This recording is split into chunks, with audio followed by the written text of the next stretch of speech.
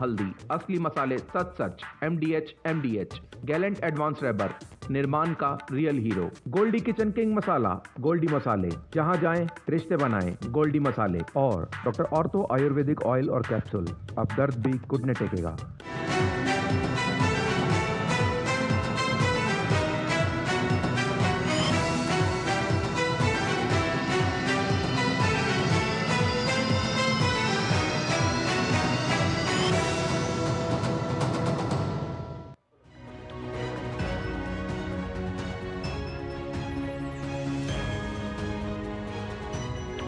नमस्कार, news night में आप सभी का स्वागत है। मैं हूं ऋतु वर्मा।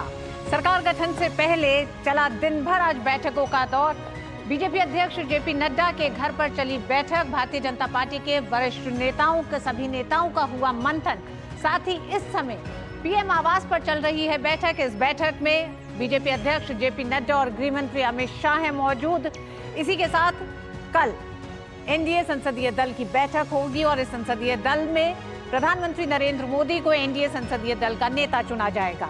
लेकिन इसी के साथ साथ राहुल गांधी ने कुछ बड़े आरोप लगाए हैं प्रधानमंत्री नरेंद्र मोदी और अमित शाह पर। राहुल गांधी का बड़ा आरोप है कि 4 जून को शेयर बाजार में एक बड़ा घोटाला हुआ है और इस घोटाले की जद में लाते हुए प्रधानमंत्री नरेंद्र मोदी और अमित शाह को उन्होंने आरोप लगाए और कहा कि हम जेपीसी की मांग करते हैं। लेकिन इसके पलटवार में भारतीय जनता पार्टी ने अब से कुछ मिनट पहले ही प्रेस कॉन्फ्रेंस की और उन्होंने कहा कि राहुल गांधी एक बार फिर एनडीए की सरकार बनने से हैं परेशान। इसी के साथ उन्होंने कहा कि देश की बढ़ती अर्थव्यवस्था को देखकर नाखुश हैं राहुल गांधी, इसलिए निवेशकों को डराने की कोशिश की गई है। तो इन तमाम मुद्दों पर होगी विस्तार से बातचीत, चर्चा और साथ ही साथ होंगी देश विदेश की तमाम और खबरें। लेकिन आइए शुरुआत करेंगे सबसे पहले अभी तक की बड़ी खबरों के साथ। शुक्रवार को होगी एनडीए संसदीय दल की बैठक। प्रधानमंत्री मोदी को चुना जाएगा नेता। सरकार गठन की तैयारियों के बीच दिन भर चला बीजेपी में बैठकों का दौर। पार्टी अध्यक्ष जेपी नड्डा के घर पर वरिष्ठ नेताओं अमित शाह और राजनाथ सिंह के साथ हुई चर्चा।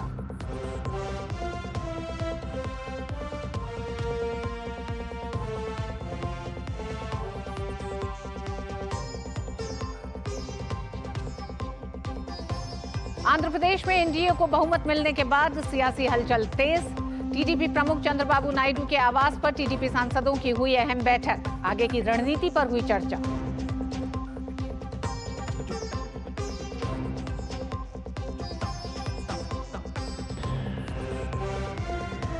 कांग्रेस नेता राहुल गांधी के शेयर मार्केट पर दिए बयान पर भाजपा का पलटवार। कहा फिर से सरकार बनने से राहुल परेशान। पीयूष गोयल ने कहा राहुल गांधी निवेशकों में पैदा करना चाहते हैं भय।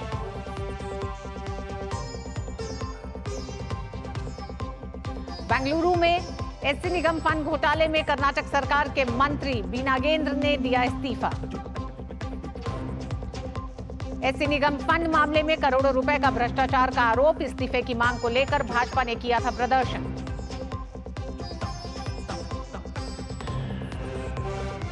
पश्चिम बंगाल के कूच बिहार में मतगणना के दौरान हुई हिंसा के खिलाफ भाजपा का विरोध प्रदर्शन।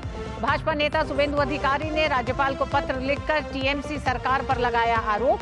राज्यपाल ने हिंसा प्रभावित इलाकों का दौरा करने का अनुरोध किया।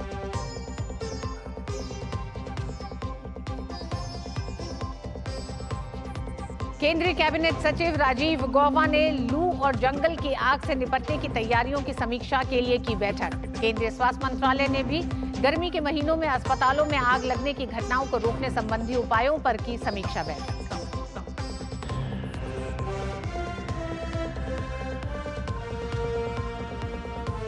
और भारतीय फुटबॉल टीम के कप्तान सुनील छेत्री का आज आखिरी मैच। विश्व कप क्वालिफाइंग मैच में कुवैत के खिलाफ आखिरी मुकाबला।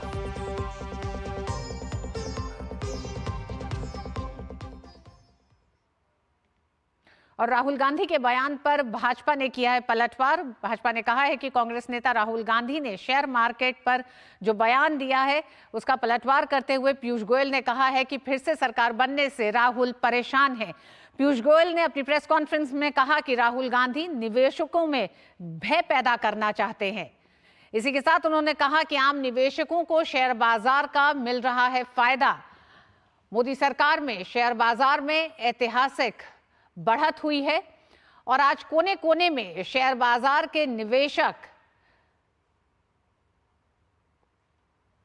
इस समय भारतीय अर्थव्यवस्था को बढ़ते हुए देख रहे हैं और उसकी मजबूती में निवेश कर रहे हैं। ऐसे में राहुल गांधी के इस आरोप पर एक तरह से करारा प्रहार करते हुए भारतीय जनता पार्टी ने एक बार फिर दोहराया है कि राहुल गांधी को तीसरी बार एनडीए की सरकार बनते देख अच्छा नहीं लग रहा, परेशान है और इसी वजह से एक नया घोटाला वो सामने लेके आए हैं, जिसे उन्होंने कहा कि 4 जून को देश में बड़ा शेयर घोटाला हुआ है। पीयूष गोयल ने कांग्रेस नेता राहुल गांधी के आरोपों पर पलटवार करते हुए प्रेस कॉन्फ्रेंस की और उन्होंने कहा कि राहुल गांधी अभी भी लोकसभा चुनाव में हार से उबर नहीं पाए हैं। उन्होंने कहा कि राहुल गांधी बाजार के निवेशकों को गुमराह करने की साजिश कर रहे हैं।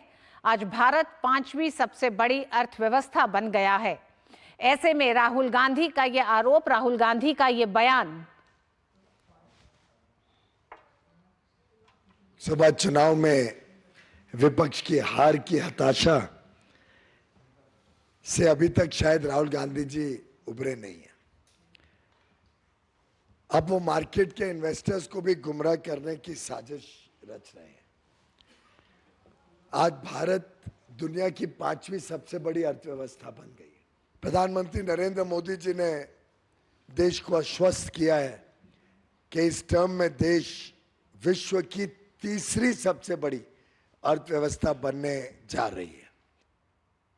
और इस पूरी खबर पर हमारे साथ जुड़ गए हमारे साथी संवाददाता असीम मिश्रा, इस समय सीधे बीजेपी मुख्यालय से जुड़ रहे हैं।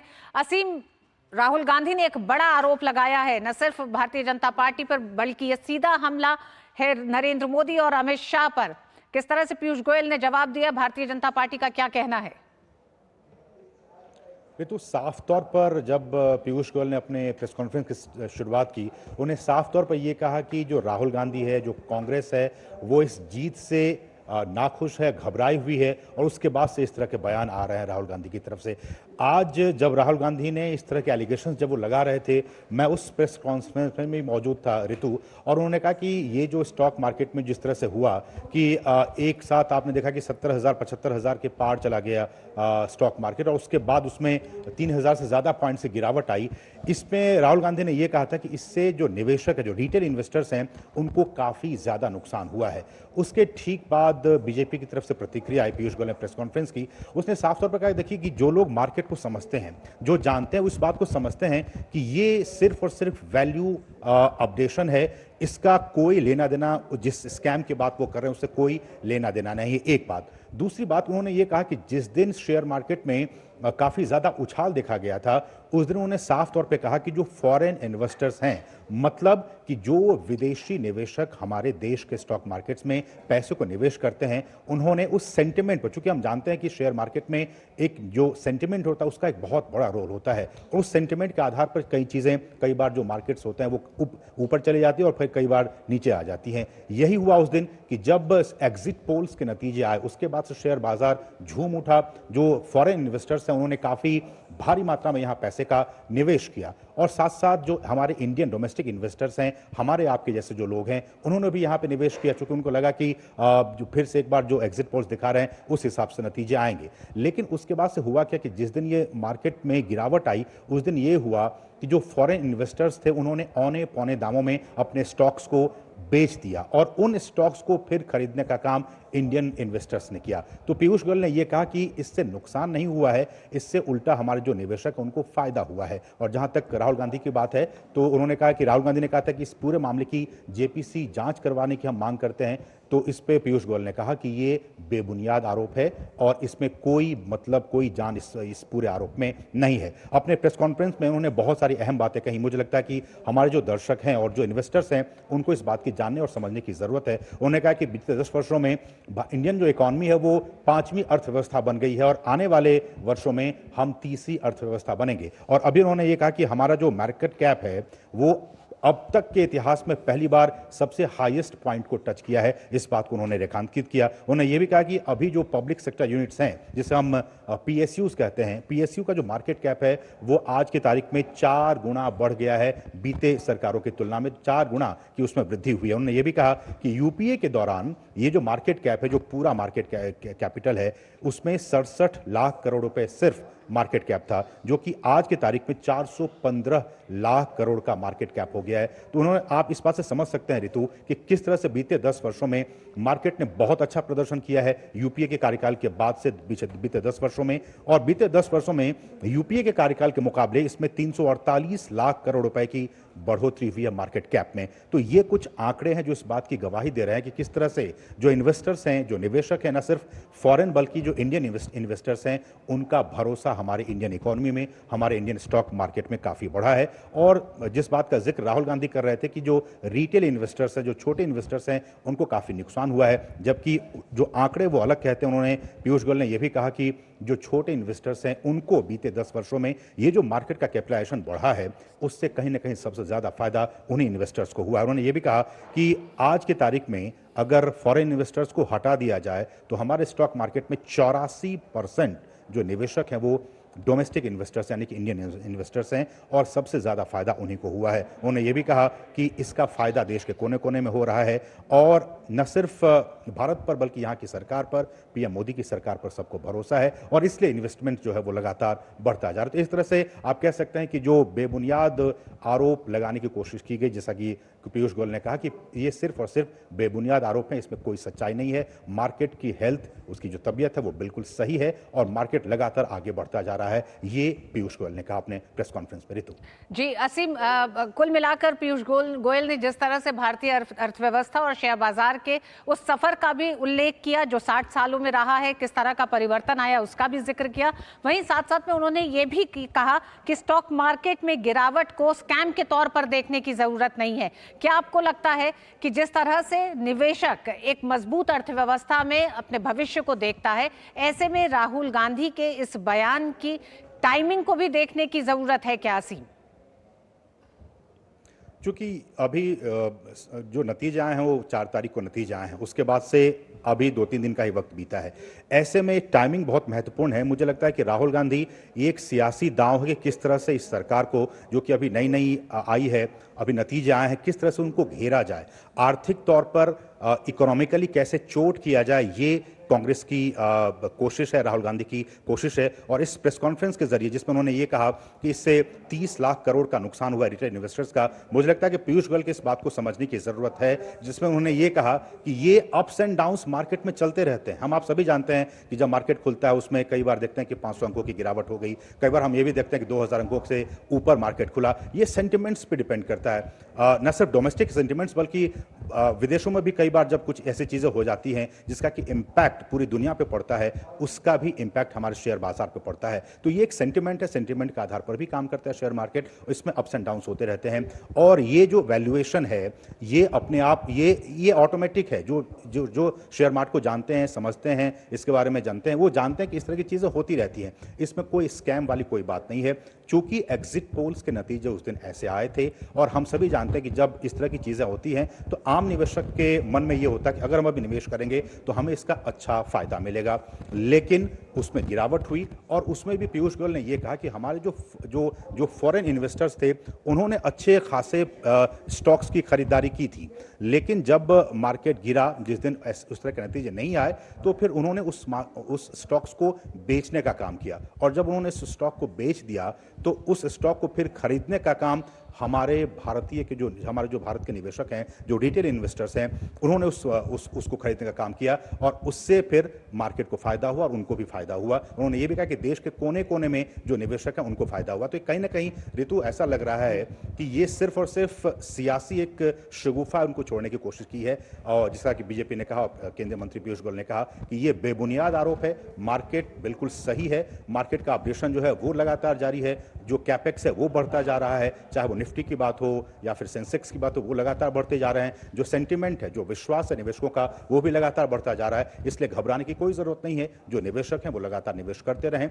और बीते 10 वर्षों में उन्होंने बताया कि उससे पहले यूपीए के काल में किस तरह से सिर्फ 67 लाख करोड़ का मार्केट हुआ करता था, जिसमें कि 10 गुना से ज़्यादा की बढ़ोतरी हो चुकी है। तो ये कुछ फिगर्स हैं जिनको कि जानने और समझने की ज़रूरत है, तभी आम निवेशकों में इस बात को समझाया जा सकता है कि देखिए ये जो बातें कांग्रेस की तरफ से की जा रही है उसमें कोई सत्यता नहीं है, वो बेबुनियाद है। अभी भी हमारे मार्केट की जो स्थिति है, जो हेल्थ है, वो बहुत अच्छा है। बिल्कुल असीम, 4 तारीख को मार्केट के गिरने को जिस तरह से राहुल गांधी ने स्कैम बताया और भारतीय जनता पार्टी पे एक आरोप लगाया है, उसका एक तरह से पलटवार और जवाब देते हुए पीयूष गोयल ने बाकायदा आंकड़ों के साथ और एक लंबे सफर में शेयर बाजार के उतार चढ़ाव को लेकर और उन आंकड़ों के साथ उन्होंने सामने रखा और उन्होंने कहा कि ये कांग्रेस लोगों का जो मार्केट में कॉन्फिडेंस है उसे कम करने की एक साजिश बताया है पीयूष गोयल ने। बहुत बहुत धन्यवाद असीम इस पूरी जानकारी के लिए, इस पूरे विषय पे। और वक्त एक छोटे से ब्रेक का है, लेकिन ब्रेक के बाद आएंगे तब भी इस मुद्दे पर चर्चा होगी। साथ ही साथ बताएंगे कि दिन भर आज किस तरह से बैठकों का दौर चला है। भारतीय जनता पार्टी अध्यक्ष जेपी नड्डा के निवास स्थान से लेकर इस समय जो बैठक पीएम आवास पर चल रही है। वक्त एक छोटे से ब्रेक का। लाल रंग इसका अपार, तीखा कम है फिर भी स्वाद। बेमिसाल बेमिसाल MDH Kashmiri. MDH Kashmiri. MDH doctor ortho oil के रेगुलर मसाज से जॉइंट हेल्थी रहते हैं, और अगर प्रॉब्लम बहुत पुरानी है तो डॉक्टर ऑर्थो कैप्सूल्स साथ लेना ना भूलें। अब दर्द भी घुटने टेकेगा। बात जब पीढ़ियों के लिए बनने वाले घर की हो तो जिम्मेदारी बड़ी हो जाती है। गैलेंट समझता है ये जिम्मेदारी। अब डबल M रिब्स के साथ गैलेंट एडवांस TMT रीबार, निर्माण का real hero. It's another 6. Recharge जल्दी रिचार्ज करा। ये क्या किया? मैच तो गया। पेमेंट कैसे करेंगे? टोकनाइज कार्ड से। टोकन? हाँ, ऑनलाइन पेमेंट के लिए RBI लाए हैं टोकनाइजेशन। एक बार कार्ड डिटेल्स OTP CVV डालकर टोकन जनरेट कीजिए। कार्ड भी सुरक्षित और बार बार डिटेल्स भरने की नो झंझट। वही सुविधा अधिक सुरक्षित। ऑलराउंडर। वो की मैं। RBI कहता है कि जानकार बनिए, सतर्क रहिए। स्वाद से सबको दीवाना कर दे, दीवाना कर दे। पता का चाय, गजब का स्वाद। वो मिस्टर विकास की फाइल। आप पॉलिसी बाजार। मैम, आपका हेल्थ इंश्योरेंस क्लेम अप्रूव हो गया है। अब आप सर को घर ले जा सकती हैं। क्लेम के टाइम पे हमेशा आपकी हेल्प को तैयार। पॉलिसी बाजार, 1 करोड़ का हेल्थ इंश्योरेंस सिर्फ 390 रुपए महीने से शुरू। नया फोन? बिल्कुल मेरे जैसा। तेरा ही फोन है। टीम बस में भूल आया था तू। क्रिकेट के बाद का प्लान ऐसे मत भूल जाना भाई। क्रिकेट के बाद का प्लान मतलब पाजी? मतलब रिटायरमेंट का प्लान। इस जनरेशन ने तो उस बारे में सोचा भी नहीं होगा। नहीं भाई पहले मैच से ही सोचा है, इसलिए तो वो कर रखा है। वो मतलब क्या? वही जो सब लोग सही है करते रहते हैं। म्यूचुअल फंड्स में SIP। म्यूचुअल फंड्स में SIP। अगर ऐसे भूल भी जाओ ना तो भी रिटायरमेंट का प्लान बैकग्राउंड में चलते रहना चाहिए, ताकि आगे की लाइफ सेट रहे। सही है। म्यूचुअल फंड निवेश बाजार जोखिमों के अधीन है। योजना से जुड़े सभी दस्तावेजों को ध्यान से पढ़ें। जिन्होंने यूज किया है वो जानते हैं असली हींग का स्वाद। MDH सुपर हींग, शुद्धता का असली तड़का। MDH।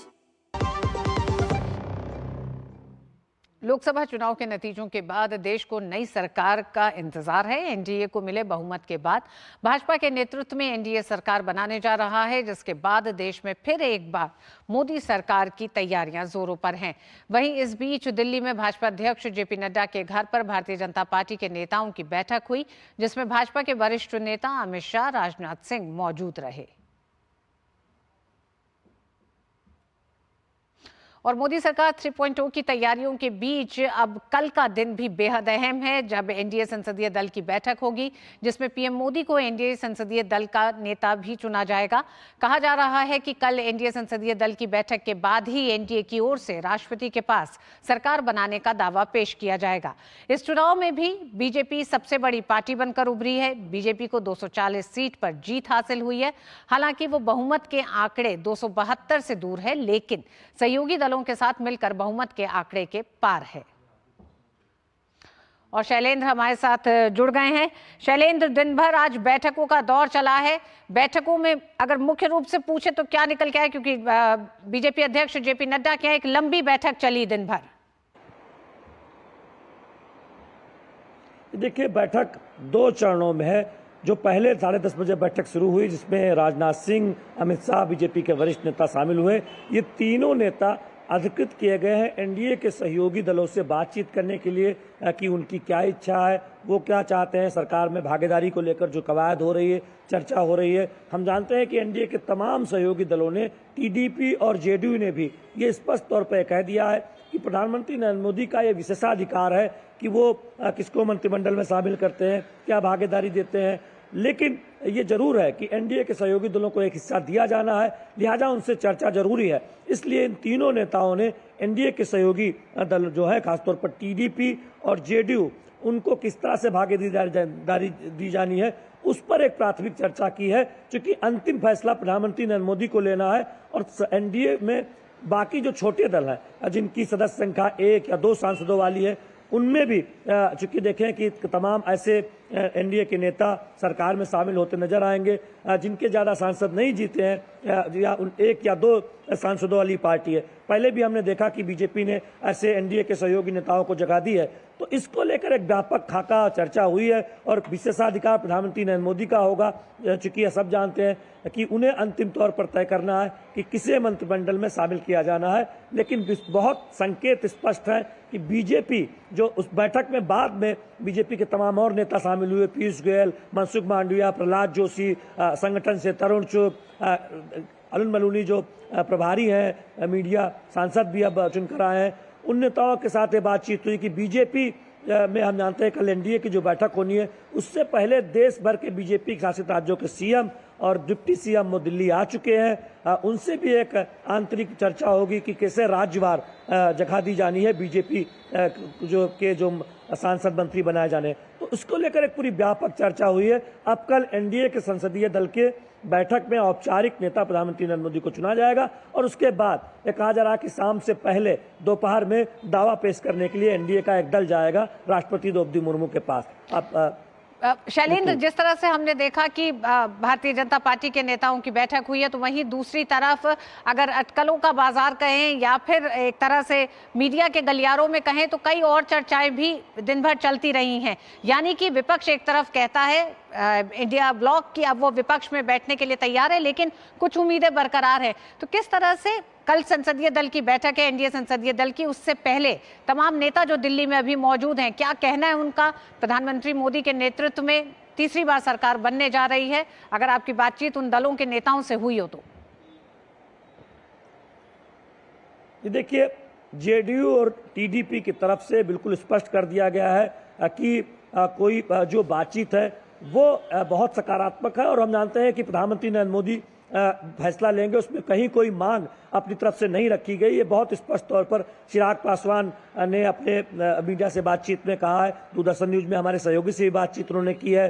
जेडीयू की तरफ से केसी त्यागी ने भी कहा है। हालांकि उन्होंने कुछ मुद्दों पर जरूर कहा है कि जेडीयू वो कुछ मुद्दों को लेकर अपनी बात सामने रख रही है। दो बातें बहुत स्पष्ट है, फार्मूला क्या होगा उसको लेकर भी बातचीत हुई है। जो सूत्र हमें बता रहे हैं कि जो बड़े सहयोगी हैं टीडीपी और जेडीयू, उनको कितनी जगह दी जा सकती है मंत्रिमंडल में, उसको लेकर भी प्राथमिक चर्चा हुई है। लेकिन सब कुछ प्रधानमंत्री नरेंद्र मोदी के अंतिम फैसले पर निर्भर करेगा, ये बहुत स्पष्ट संकेत दे दिए गए।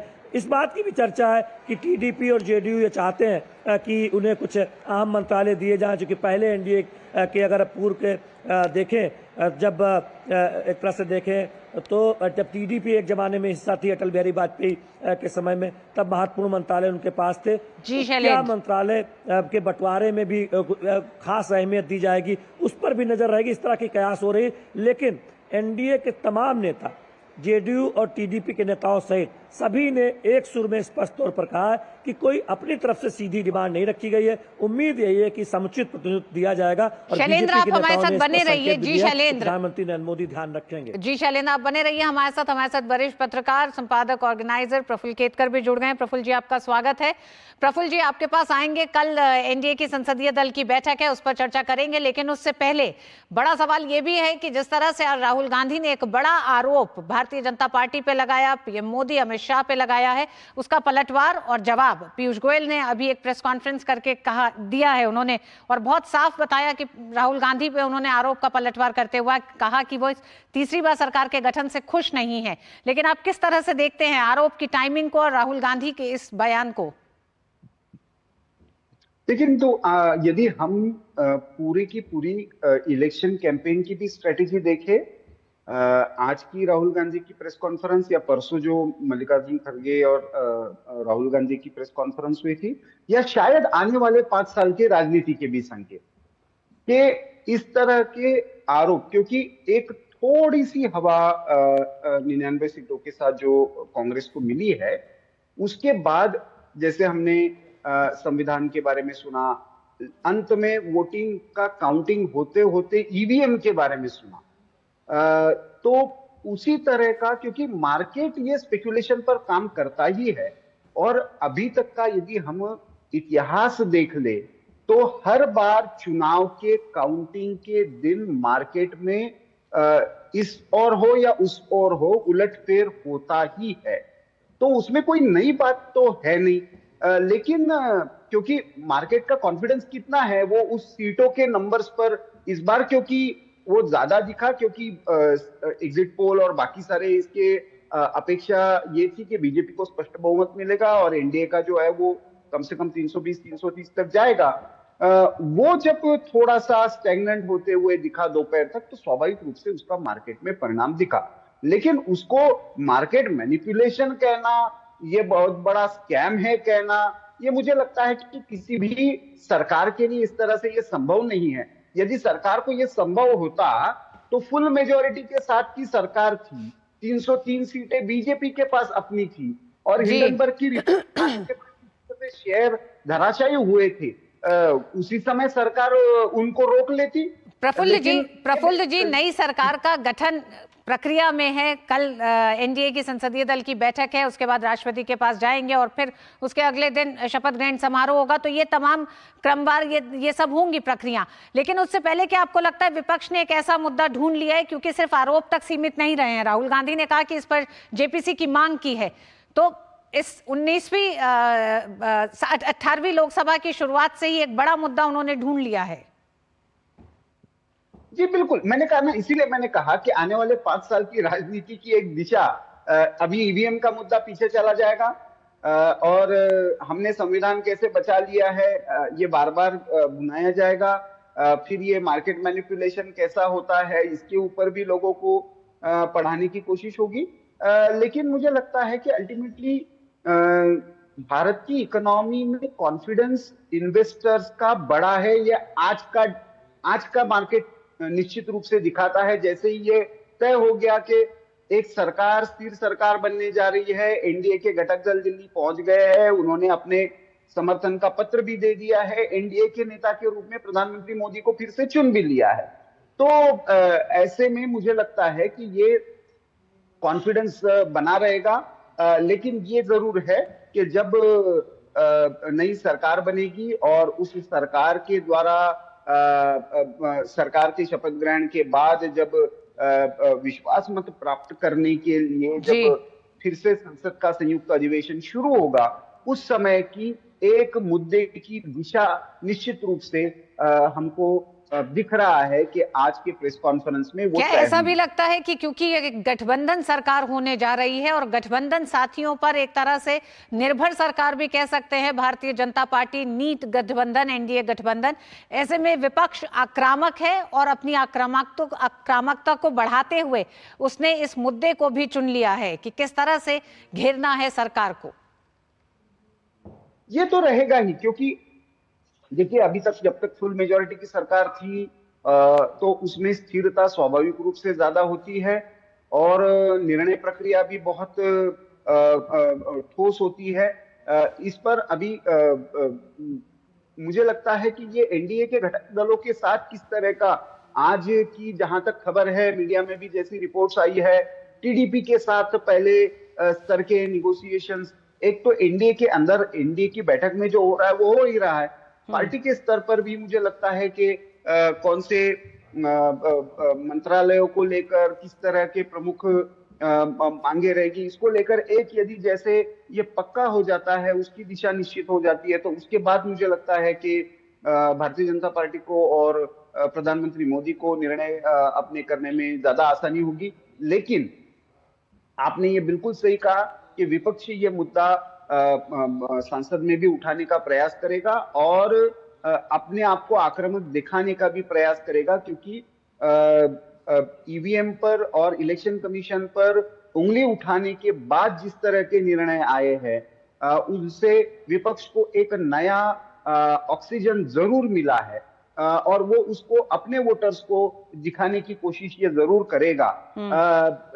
एक बार सरकार स्थिर हो जाती है तो मुझे लगता है फिर उसके बाद प्रधानमंत्री मोदी और एनडीए की सरकार जो है वो अपने कार्यक्रम और अपने ठोस निर्णयों के प्रति अपनी कमिटमेंट अपने ऑफेंसिव में खेलते हुए दिखेंगे। जी, शैलेंद्र हमारे साथ जुड़े हुए हैं। शैलेंद्र, एनडीए संसदीय दल की बैठक से पहले विपक्ष का बड़ा हमला, एक तरह से कह सकते हैं राहुल गांधी का बड़ा आरोप, जिसे कि निराधार बताते हुए पीयूष गोयल ने प्रेस कॉन्फ्रेंस भले ही कर दी है, लेकिन क्या आपको लगता है कि कल संसदीय दल की बैठक के बाद से विपक्ष और आक्रामक भी दिखाई देगा इस पूरे मसले पर?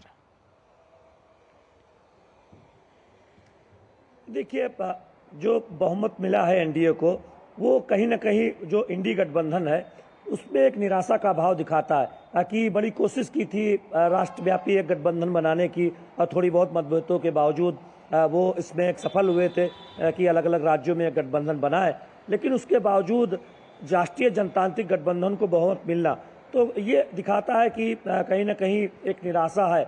लेकिन हम जानते हैं कि उसको इस तरह से पेश किया जा रहा है कि जब बीजेपी को अपने दम पर बहुमत नहीं मिला है तो उसको लेकर कांग्रेस पार्टी के तमाम नेता बयानबाजी कर रहे हैं।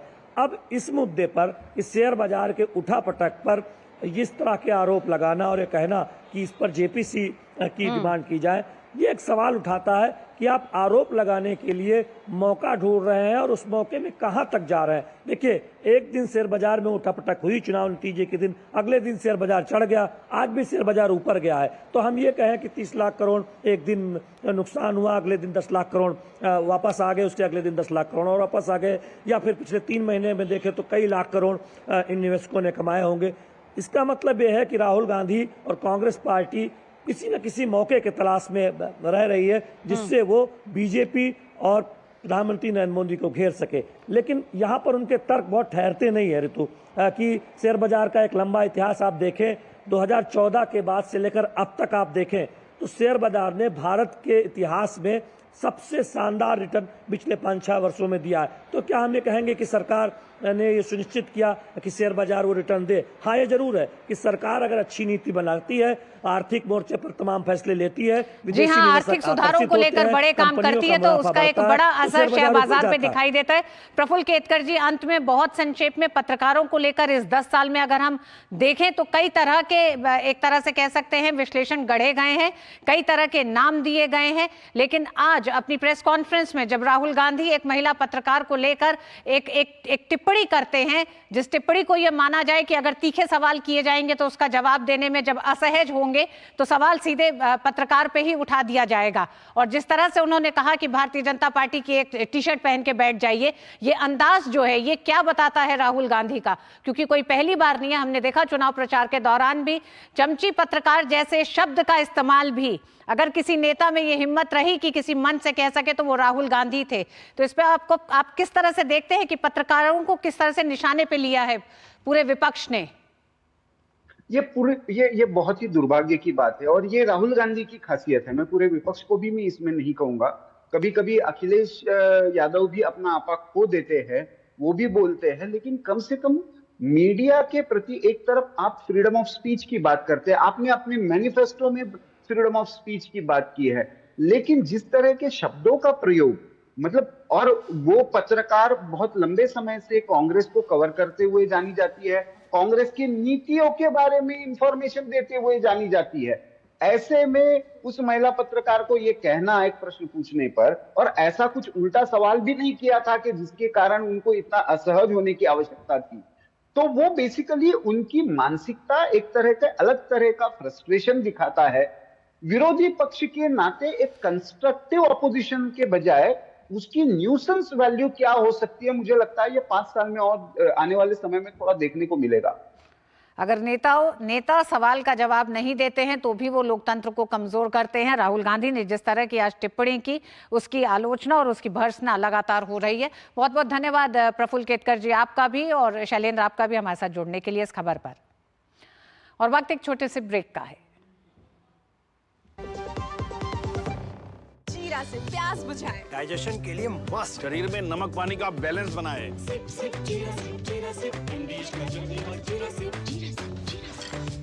Curiosity can take you to some out of the world places.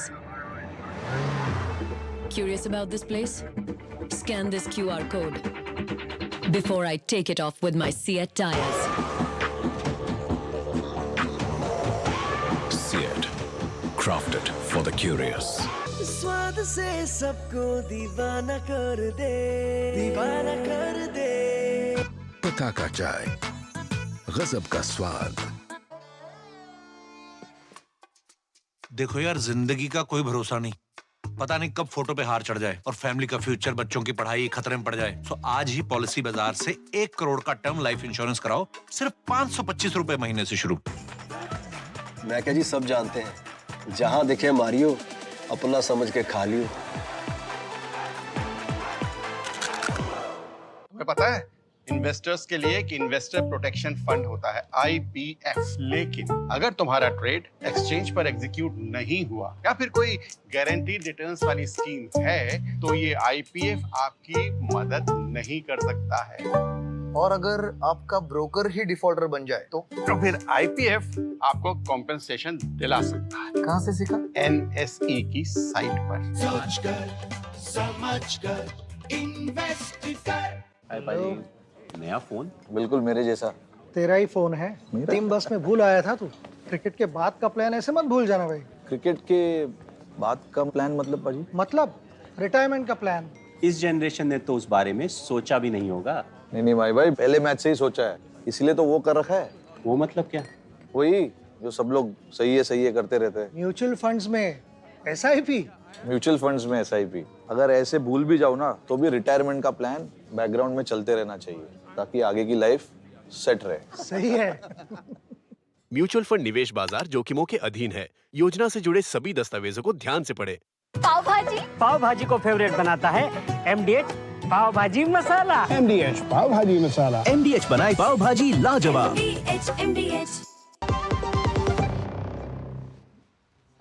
और NDA संसदीय दल की कल होने वाली बैठक से पहले आज 18वीं लोकसभा के गठन की प्रक्रिया शुरू करने के लिए नवनिर्वाचित सांसदों की व्यापक सूची मुख्य चुनाव आयुक्त ने राष्ट्रपति को सौंपी।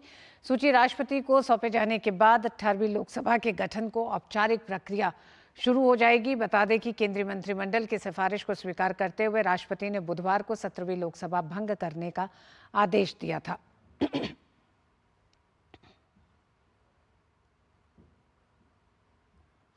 तो वहीं देश में बढ़ती सियासी हलचल के बीच मुंबई में लोकसभा चुनाव के नतीजों के बाद NCP प्रमुख अजित पवार ने पार्टी नेताओं के साथ बैठक की। बैठक में सांसद सुनील तटकरे, मंत्री दिलीप वालसे पाटिल, मंत्री छगन भुजबल, मंत्री हसन मुशर्रफ, अदिति तटकरे, रामराज नाइक और अन्य नेता शामिल हुए।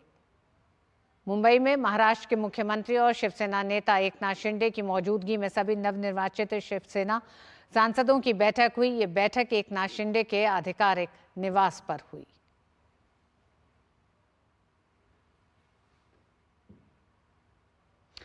और मुंबई से हमारे साथ जुड़ गए हैं योगेश शीतल। योगेश, दिल्ली से लेकर मुंबई तक बैठकें चल रही हैं, इन बैठकों में क्या रहा खास आज दिन भर मुंबई में जो बैठकों का दौर चला?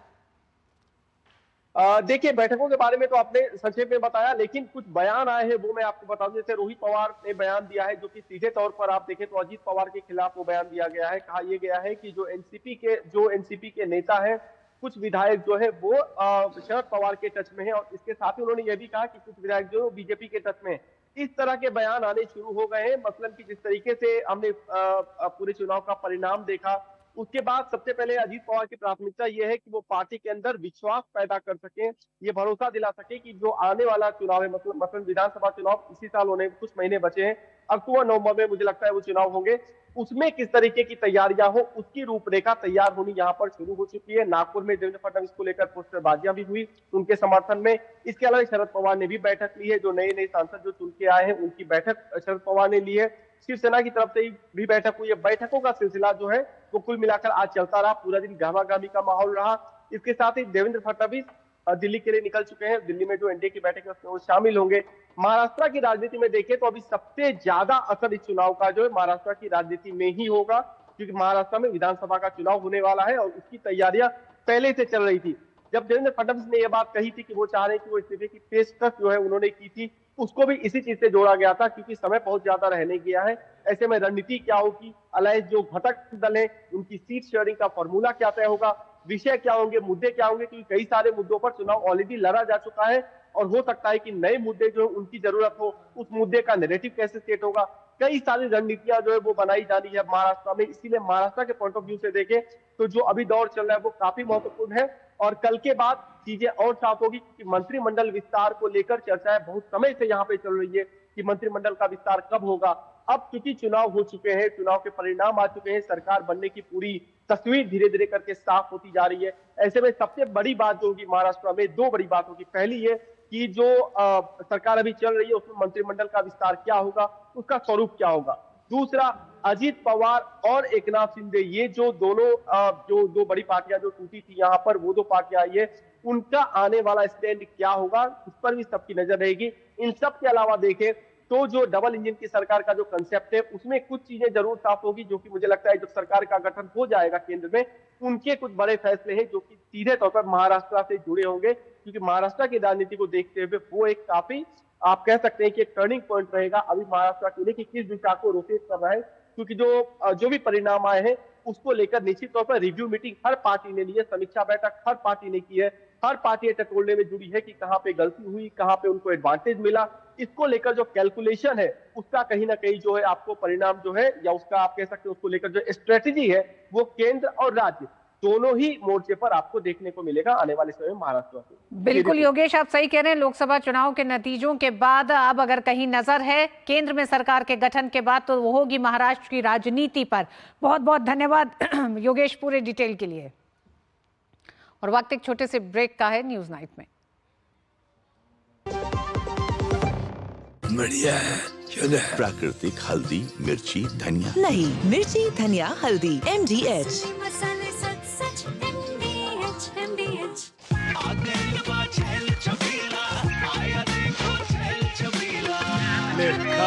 अच्छा भैया, मेरी गाय को भी अपने हाथों से चारा खिला दो। अरे खिलाई देते हैं। हमारी गाय भैया। क्या हो गया, पूरा का पूरा गांव यहाँ आ गया। अच्छा भैया, इसी हाथ से चारा खिलाते हो, तभी तो आपके गाय भैंसों की ब्यात सबसे ज्यादा है। अरे पगले, ये चमत्कार इस हाथ का नहीं, हाथ में जो कपिला पशु आहार है उसका है, जो पशुओं की सेहत अच्छी रखता है और ब्यात भी बढ़ाता है। ले जाओ।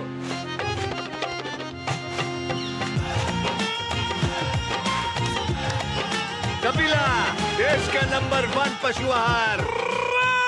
शुक्ला बता रहा था आपके बाबूजी ने जायदाद का कुछ हिस्सा नौकर के नाम कर दिया। अब नौकर हर काम अपना घर समझ के करेगा।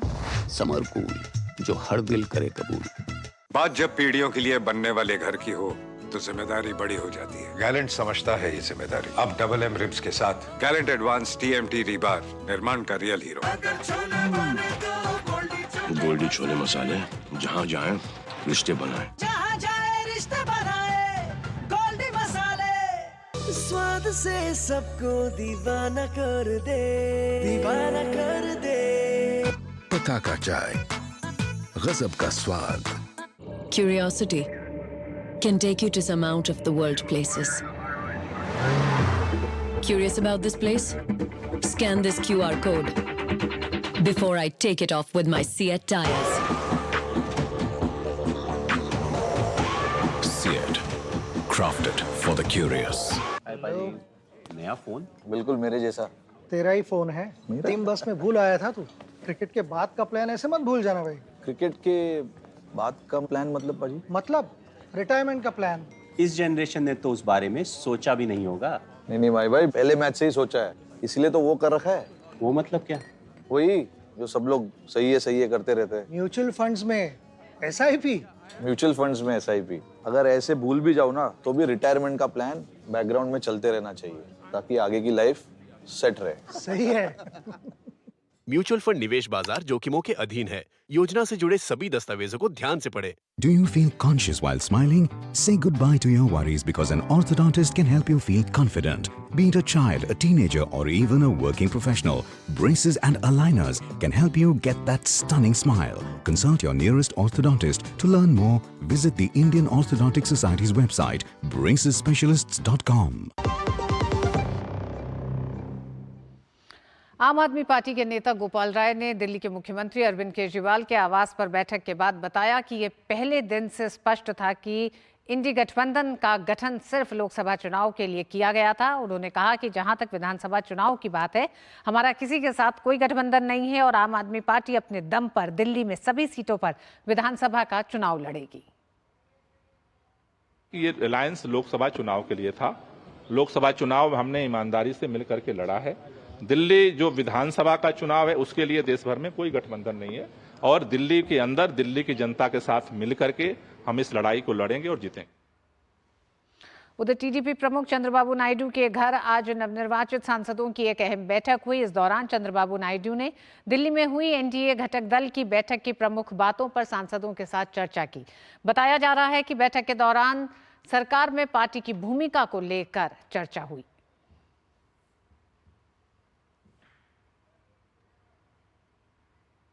विशाखापट्टनम लोकसभा संसदीय क्षेत्र से टीडीपी के नवनिर्वाचित सांसद श्री भरत मथुकुमिली ने कहा है कि टीडीपी सांसदों की बैठक में एनडीए सरकार के गठन पर चर्चा हुई और 9 जून तक एनडीए सरकार के गठन की संभावना जताई और इसके बाद राज्य सरकार का गठन होगा।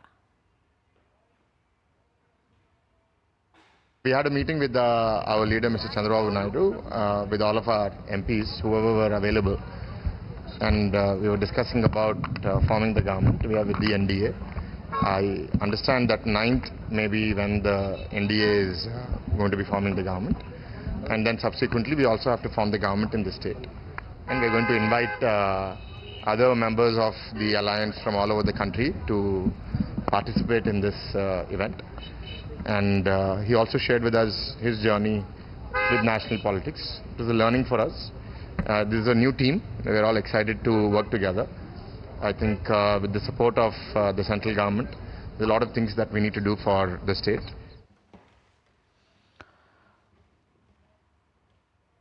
और न्यूज नाइट में वक्त एक छोटे से ब्रेक का है। ब्रेक के बाद खबरें जारी रहेंगी। देखते रहिए डीटी न्यूज।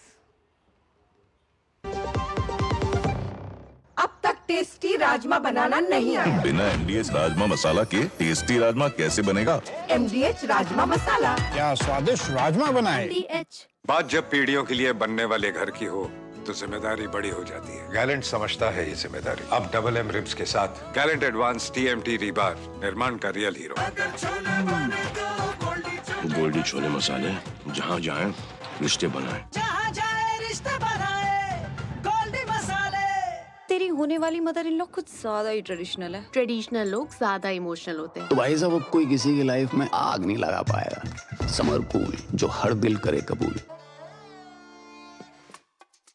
देखो यार, जिंदगी का कोई भरोसा नहीं, पता नहीं कब फोटो पे हार चढ़ जाए और फैमिली का फ्यूचर, बच्चों की पढ़ाई खतरे में पड़ जाए। तो आज ही पॉलिसी बाजार से 1 करोड़ का टर्म लाइफ इंश्योरेंस कराओ, सिर्फ 525 रुपए महीने से शुरू। घुटना, कंधा या कमर, चाहे जैसा हो दर्द, डॉक्टर ऑर्थो आपको देता है दर्द से पूरी आजादी। ये कोई टेम्पररी पेन किलर नहीं, आयुर्वेदिक औषधि है। मैं क्या जी सब जानते हैं, जहाँ दिखे मारियो, अपना समझ के खा लियो।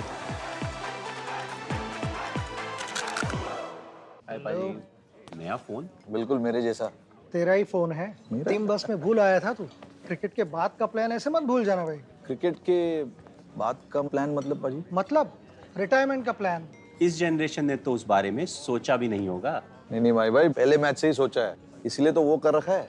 वो मतलब क्या? वही जो सब लोग सही है करते रहते हैं। म्यूचुअल फंड्स में SIP। म्यूचुअल फंड्स में SIP। अगर ऐसे भूल भी जाओ ना तो भी रिटायरमेंट का प्लान बैकग्राउंड में चलते रहना चाहिए ताकि आगे की लाइफ सेट रहे। सही है।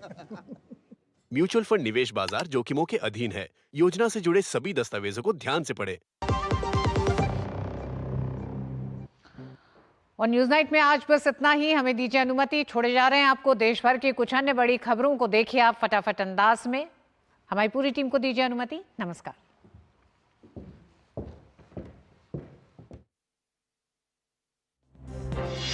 यौन शोषण मामले में प्रज्वल रेवन्ना को राहत नहीं मिली। बेंगलुरु की एक अदालत ने गुरुवार को जनता दल सेकुलर के पूर्व सांसद प्रज्वल रेवन्ना की हिरासत 10 जून तक बढ़ा दी।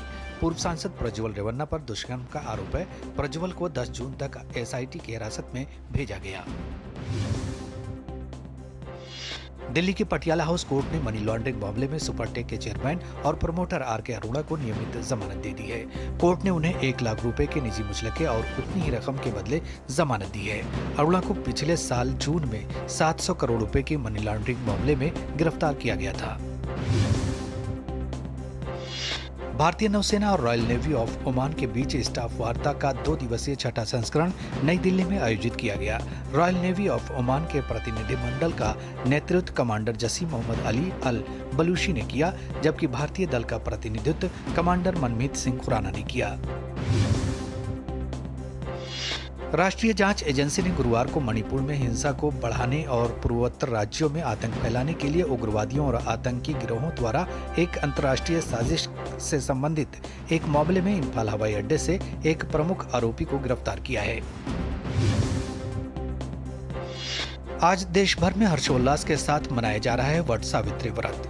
प्रयागराज में वट सावित्री व्रत के अवसर पर भक्तों ने गंगा नदी में स्नान किया और महिलाओं ने वट वृक्ष की पूजा अर्चना की। वट सावित्री का व्रत हर साल ज्येष्ठ माह के कृष्ण पक्ष की अमावस्या तिथि को मनाया जाता है।